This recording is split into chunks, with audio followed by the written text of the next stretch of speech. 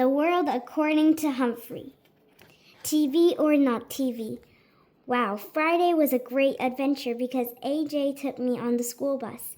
It was noisy and smelly and very, very bumpy, and just about everyone on the bus wanted to get a good look at me, including the driver, Miss Victoria. It was exciting, almost too exciting because AJ couldn't hold my cage steady and I was slipping and sliding and bouncing until I was quite dizzy. Sorry, Humphrey, I'm trying to hold still, AJ told me as someone bumped his elbow and sent me sprawling on the floor of my cage. It's all right, I squeaked weakly. The bus led us off close to AJ's house. It was a two-story old house with a big porch. As soon as I entered, I got a warm welcome from AJ's mom, his younger brother Ty, his little sister Deely, and his baby brother Bo. Anthony James, introduce us to your little friend, his mom said, greeting us.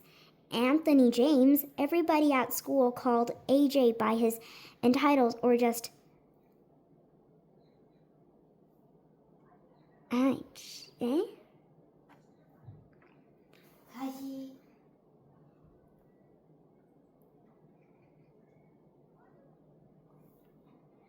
This is Humphrey, he answered. Hello, Humphrey, said Mrs. Thomas. So how was your day, Anthony? Lousy. Garth kept shooting rubber bands at me. He won't leave me alone. But you two used to be friends, his mother said. Used to be, said AJ, until he turned into a jerk. Mom patted her son on the shoulder. Well, you've got the whole weekend to get over it. Now take Humphrey into the den and get him settled. Mrs. Brisbane told him, lower your voice, AJ, because AJ always talked extra loud in class. I soon noticed that everybody at AJ's house talked extra loud. They had to, because in the background, the TV was always blaring. Now, every house I've been in so far has had a TV. Even Miss Mac had a TV, and I enjoyed some of the shows I'd seen with her. There's one channel that has nothing but the most frightening shows about wild animals attacking one another. I mean wild, like tigers and bears and hippopotamuses. Gee, I hope that's not on our vocabulary test in the near future. Those shows made me appreciate the protection of a nice cage, as long as the lock doesn't quite lock.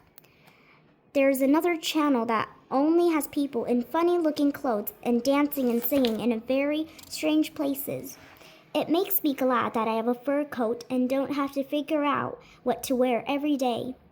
Mostly, I like the cartoon shows. Sometimes they have mice and rabbits and other interesting rodents, although I've never seen a hamster show yet. Anyway, the difference as the Thomas's house is that the television is on all the time. There's a TV on a table across from a big comfy couch, and a big comfy chair, and someone's almost always sitting there watching. I know because they put my cage down on the floor next to the couch. I had a very good view of the TV. I couldn't always hear the TV, though, because AJ's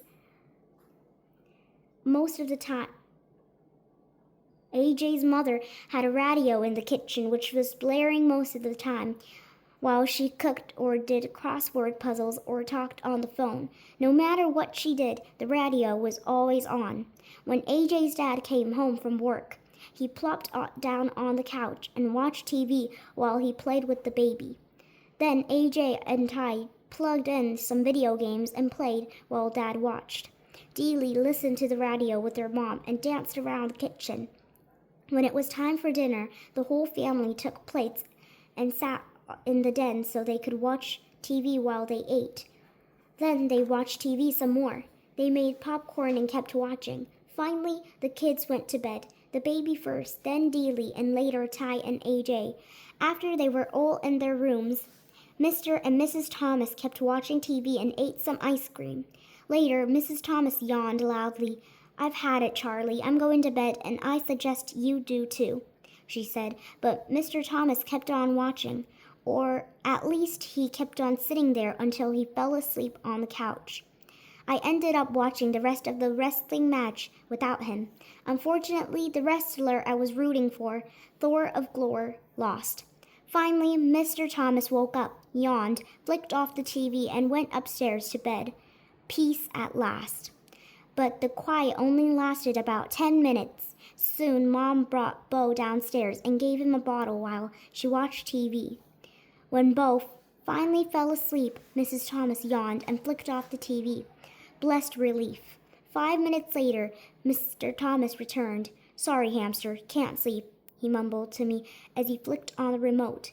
He watched and then dozed off again, but the TV stayed on, leaving me no choice but to watch a string of commercials for car waxes, weight-reducing programs, exercise machines, and red-hot harmonica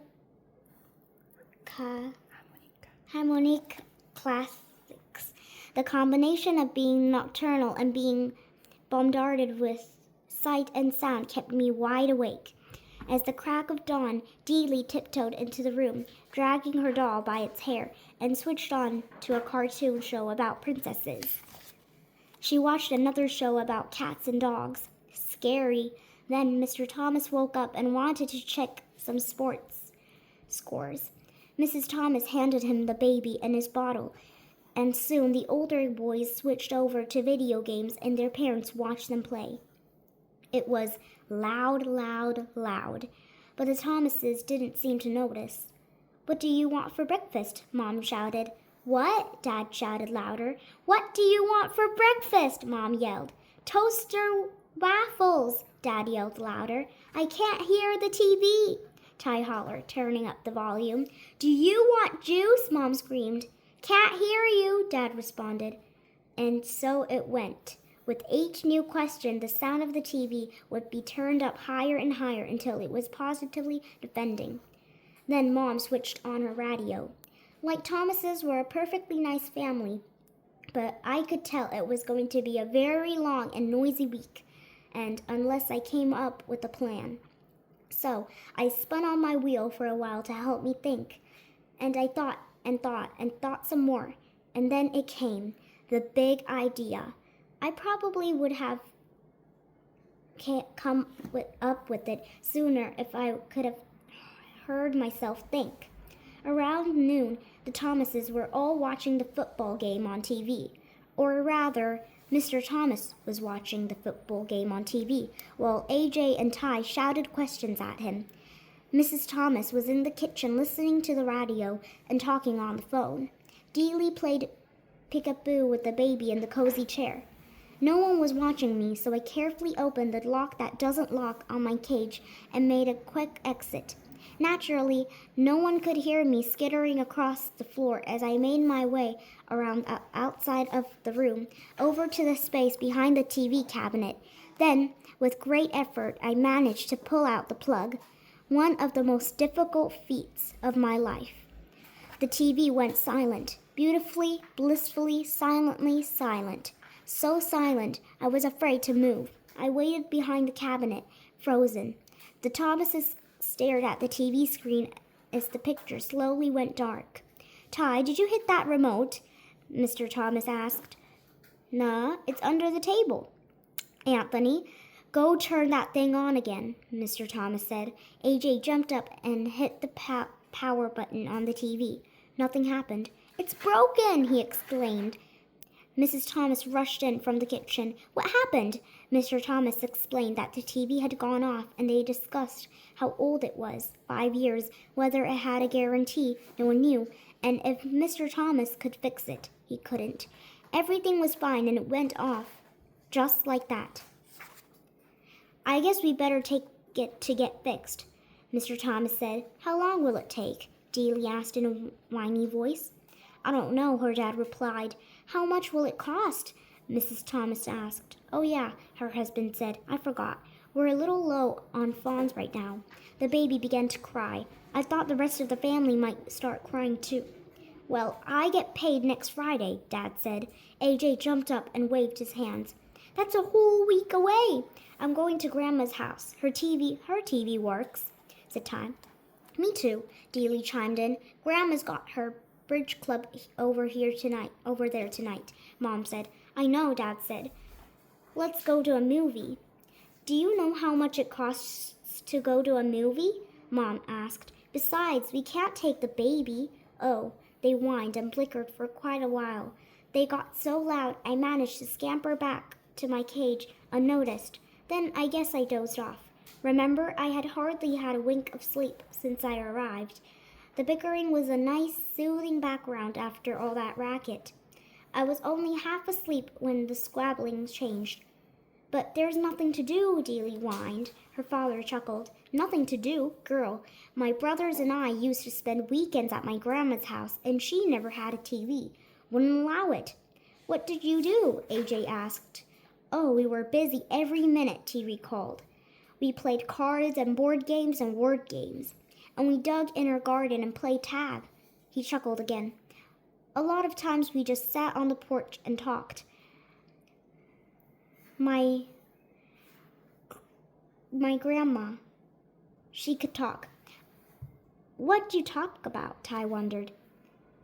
Oh, she'd tell us stories about her growing up, about ghosts and funny things, like the time her uncle was walking in his sleep and went to church with his pajamas. Mrs. Thomas gasped. Oh, go now, Charlie. I'm just telling you what she told us. He woke up in the middle of the service, looked down, and there he was in his blue and white striped pajamas. I let out a squeak of surprise, and the kids all giggled. Then Mrs. Thomas told a story about a girl in a class who came to school in her slippers by accident one day. Yes, the fuzzy kind, he explained with a big smile. They talked, and Dad got some cards, and they played a game called Crazy Eights, and another one called Pig, where they put their fingers on their noses and laughed like hyenas. When Bo fussed, they took turns jiggling him on their knees. After a while, Miss Thomas gasped, Goodness sakes, it's an hour past your bedtimes. The children all groaned and asked if they could play cards tomorrow, and in a few minutes all the Thomases had gone to bed, and it was quiet for the first time since I've arrived.